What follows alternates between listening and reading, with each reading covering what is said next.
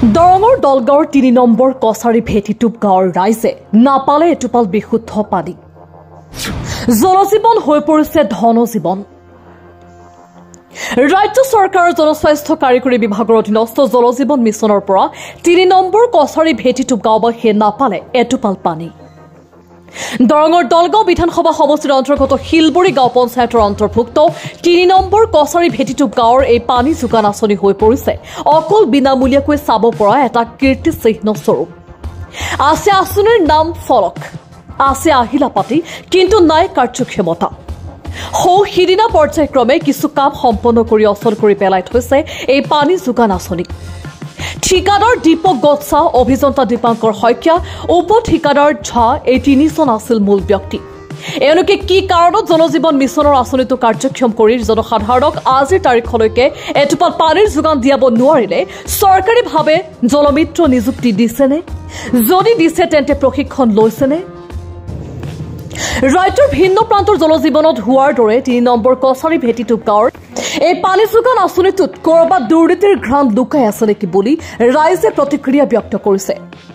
আজিলৈ বিশুদ্ধ খোৱা পানী যোগান নাই। সমষ্টিৰ বিধায়কে এই ক্ষেত্ৰত কিবা উপায় উলিয়াবলৈ ইচ্ছা প্ৰকাশ কৰিবনে? চূড়ান্ত হেমাহি দুৰ্নীতি, প্ৰতাৰণা আদিৰ ফলত বছৰ বছৰ ধৰি জলজীৱন মিছনৰ কাম এনেদৰেই পৰি ৰব নেকি? এয়া সাঁথৰ বিহীন উত্তৰ। স্থানীয় লোকে বিচাৰিছে বিভাগীয় হিচাপে উচিত তদন্ত আৰু পিছপৰা অঞ্চলটোত বিশুদ্ধ পানীৰ যোগান। আমাৰ ওচৰত স্থানীয় ৰাইজৰ কিছু মন্তব্য আছে, শুনাই ল'ব বিচাৰিছো।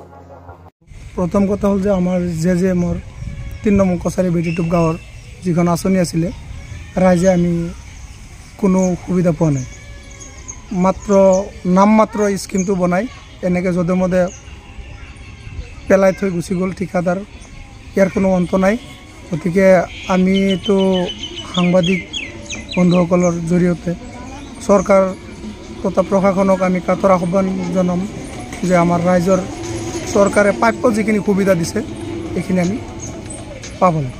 এই পানী যোগান আঁচনিৰ যিটো ইয়াতে দেখা গৈছে, এই আঁচনিটো ইয়াতে কিমান দিন ধৰি কামটো কৰিছে? এইটো 1 বছৰ হৈ গৈছে।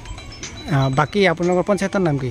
আমাৰ শিলবৰী পঞ্চায়ত। এই বাকী গাঁৱত পাইছে নেকি? নাই, বাকী মানে শিলবৰী পঞ্চায়ত আণ্ডাৰত আপোনাৰ বাকী চবতে পানী দিয়া হৈছে, কিন্তু আমাৰ ইয়াত দিয়া হোৱা নাই। হয়, ইয়াতে কামটো কোনে কৰিছে? এইটো ঠিকাদাৰজনৰ নাম আছিলে দীপক গটছা বুলি কয়, খাৰপেটীয়া। এই আঁচনিটো কিমান টকা আছিল মঞ্জুৰি? এইটো বহুত কেইবা কোটি টকা আমি শুনিছোঁ, কিন্তু আমি ডিটেইলছটো নাজানো। ইয়াতে জলমিত্ৰ আছে নেকি? জলমিত্ৰ নিয়োগ দিছে নেকি? নাই। জলমিত্ৰৰ নামত কোনো ট্ৰেইনিং আহিছে বুলি গম পায়? নাই, তেনেকুৱা একো দিয়া নাই। এতিয়া আপুনি এই যে ইয়াতে এনে পৰিত্যক্ত হৈ আছে, ইয়াতে দেখোন মানে কাৰ্যক্ষম হোৱা নাই, এইটো আচলতে কাৰণ কি বুলি ভাবে? ইয়াতে কিবা দুৰ্নীতি হৈছে? এইটো এটা দুৰ্নীতি ক'ব গ'লে। চৰকাৰে যদিও ধৰক ৰাইজক সুবিধা দিয়ে, চৰকাৰে যিখিনি সুবিধা দিয়ে সেইখিনিতো ৰাইজে নাপায়, কিন্তু ডাঙৰ চৰকাৰ মহোদয় যিকেইজন আছে ঠিকাদাৰ, সেই তেখেতসকলে মানে এইখিনি বস্তু কি কৰে, আত্মসাৎ কৰে। আত্মসাৎ কৰি এইটো এটা লুণ্ঠন বুলি ক'ব লাগিব, এইটো এটা দুৰ্নীতি বুলি ক'ব লাগিব।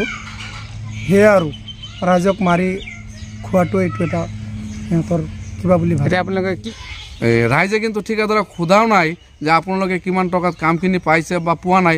আমি ভাবিছোঁ যেন আমাৰ ইয়াতে কাম এটা দিছে, হ'ব লাগে, ভালদৰে কামখিনি কৰি যাতে আমাৰ দুখীয়া ৰাইজক মানে কিবা এটা সহায় দিছে যদি চৰকাৰে, আমি মানে বহুত এটা আশা কৰিছিলোঁ, কিন্তু আমাৰ আশাটো পূৰণ হোৱা নাই। গতিকে আমি চৰকাৰক প্ৰশাসনক আমি এটা অনুৰোধ জনাওঁ যাতে আমাৰ চৰকাৰে যেনেকুৱা আমাক ৰাইজৰ কাৰণে বস্তুটো দিছে, যাতে চৰকাৰে এইটোৰ ফালে অলপ নজৰ দিয়ে যে এই বস্তুটো কি গাফিলতি হৈ আছে। স্কিমমতে আচলতে কামটো হৈছে বুলি ভাবে নেকি?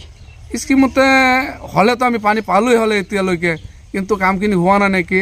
আৰু দুৰ্নীতি হৈছে বুলি ভাবে নেকি? ইয়াতে দুৰ্নীতি হৈছে বুলি ভাবে নেকি? দুৰ্নীতি এনেকুৱা আমি কিন্তু গম পোৱা নাই। আমি আগতেই কৈছোঁ আপোনাক যে আমি কিন্তু আমাৰ ৰাইজে কিন্তু এইটো তদন্ত কৰা নাই, কিন্তু আমি ভাবিছোঁ যেন তেখেতসকলে কাম কৰি আছে, কামখিনি ভালদৰে কৰিলে ভালেই। আৰু এতিয়া চাইছে, আপোনালোকেও চাইছে আমাৰ এই ৰাস্তাৰ কাষত বা ছাইডেদি পাইপ এতিয়া পূৰা একদম পৰি আছে, কিন্তু এইটো কি হ'ল জানো?